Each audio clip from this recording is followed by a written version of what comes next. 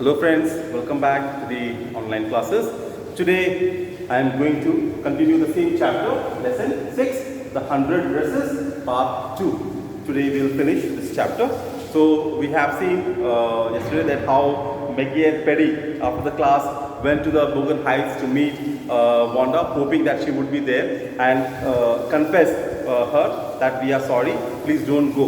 When they reached there, they found they had already left. They both felt very bad because they could not do anything now because she is gone. Peggy even said that she couldn't draw such beautiful drawings just because of her, because whenever she asked the question, how many dresses do you have, Wanda used to get ideas to draw. But Mary did not pay attention to that. She was just thinking how to contact Wanda, how to ask sorry and all those things. And that night she could not sleep. She was going on thinking that how she used to come from that place, from Bogan Heights to the school because of that one dress, because the whole path, the whole way was full of dirt. And that's the reason that she always wore one blue dress, the faded dress, because it gets dirty every time, every now and then.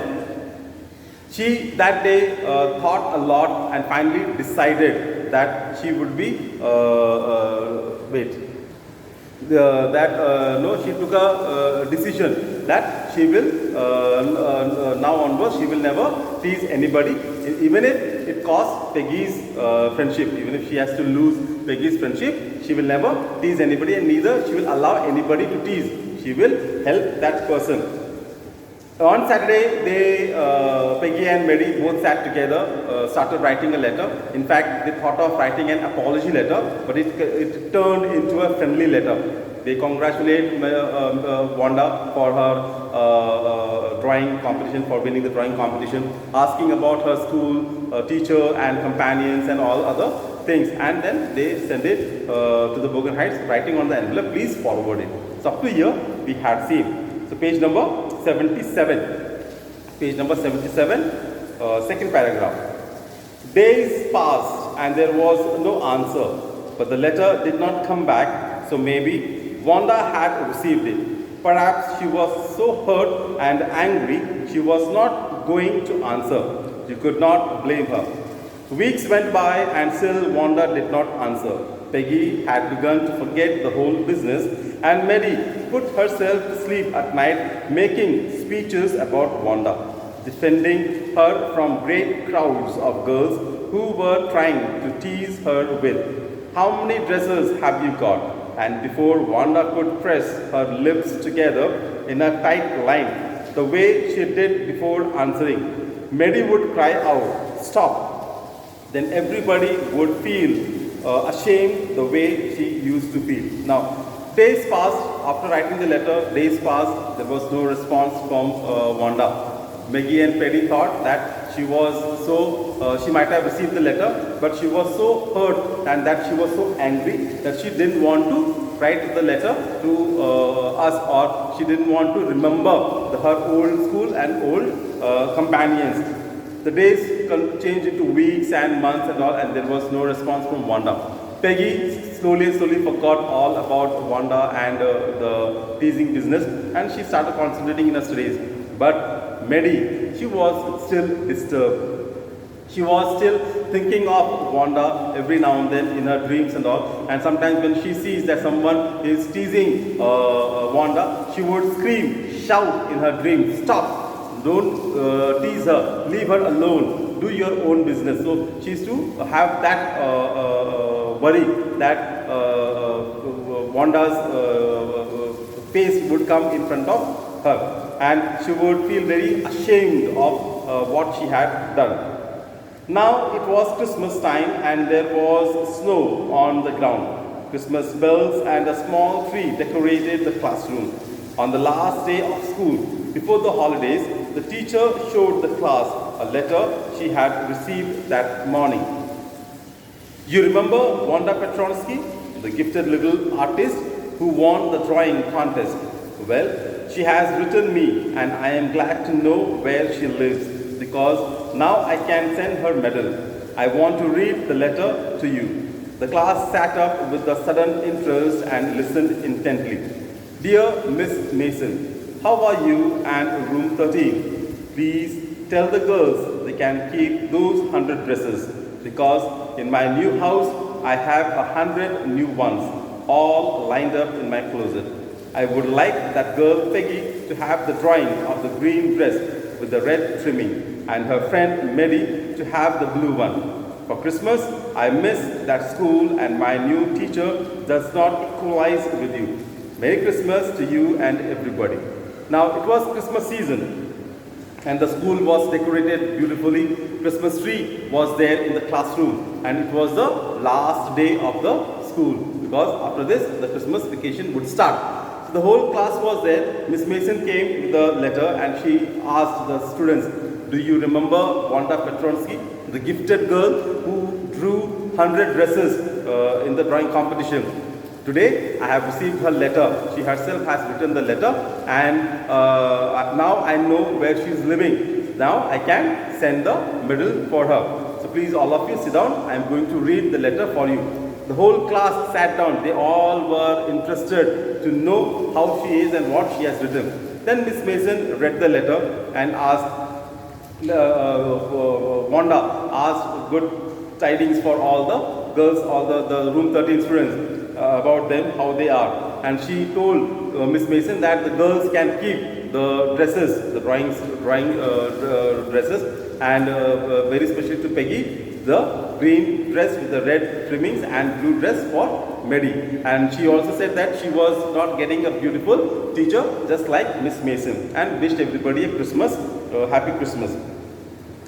On the way home from school, Mary and Peggy held their drawings very carefully. All the houses had wreaths and holly in the windows. Outside the grocery store, hundreds of Christmas trees were stacked, and in the window, candy peppermint sticks and cornucopias of shiny transparent paper were strung. The air smelled like Christmas, and light shining everywhere reflected different colors on the snow. So they both, Mary and Peggy, took their drawings and they started walking very carefully. They were not looking here and there. All the houses, shops were decorated beautifully with lots of lights and candies and Christmas trees and everything. But they were not aware of it. The whole atmosphere was Christmas. But they were just holding that painting very carefully and walking towards their house. Boy, said Peggy, this shows she really likes us. It shows she got our letter, and this is her way of saying that everything's all right, and that's that. Peggy said, see, I told you that she loved us, she liked us very much. That's the reason that she has given the same drawing to us. I hope so, said Mary sadly. She felt sad because she knew she would never see the little tight-lipped, polished girl again, and couldn't ever really make things right between them. Mary was sad because she knew that now she will never ever meet Wanda, and she cannot ask sorry, she cannot ask pardon from Wanda for what she had done. She went home and she pinned her drawing over a stone place in the pink flowered wallpaper in the bedroom. The shabby room came alive from the brilliancy of the colors. Mary sat down on her bed and looked at the drawing. She had stood by and said nothing, but Wanda had been nice to her anyway. So she went home, she pinned the drawing on the flower velvet paper on the wall, and the whole room became bright because of the bright color. She sat on the bed and started weeping, started crying, remembering Wanda, how nice she was and how friendly she was. Tears blurred her eyes and she gazed for a long time at the picture. Then hastily, she rubbed her eyes and studied it intently. The colors in the dress were so vivid that she had scarcely noticed the face and head of the drawing. But it looked like her Mary, it really looked like her own mouth. Why it really looked like her own self. Wanda had really drawn this for her. Exactly, she ran over to Peggy's. Now, the eyes were filled with tears. Then after some time she saw something there on the neck side of the dress, that a face is been made. She rubbed her eyes very fast and looked very carefully, and she was surprised and shocked that Wanda had drawn this dress very specially for Mary herself, because her face could be seen on the drawing. She was taken up by this. She immediately ran to Peggy's house.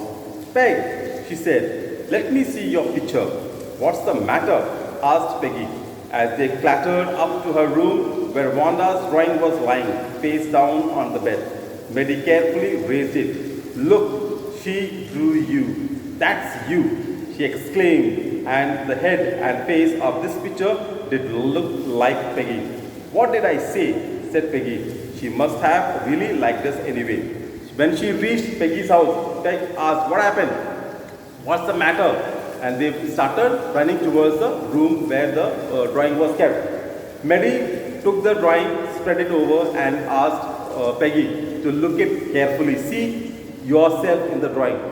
Wanda had drawn this drawing just for you. See your face in that. Peggy also taken up by this drawing. And she said, see, I told you that she really loved us. She really liked us. But Maddie was sad. She just said, yes, she must have. Agreed Maddie, and she blinked away the tears that came every time she thought of Wanda standing alone in that sunny spot in the schoolyard, looking stolidly over that group of laughing girls after she had walked off, after she had said, sure, 100 of them all lined up. So Wanda was, Maddie was still weeping every time she thought of Wanda, because Wanda standing, Maddie saw Wanda always standing in that ground all alone, surrounded by girls and asking the same questions. How many dresses do you have? And every time she answering, I have 100 dresses all lined up in my closet. I believe you might have understood the story, enjoyed the story. Thank you. Have a nice day.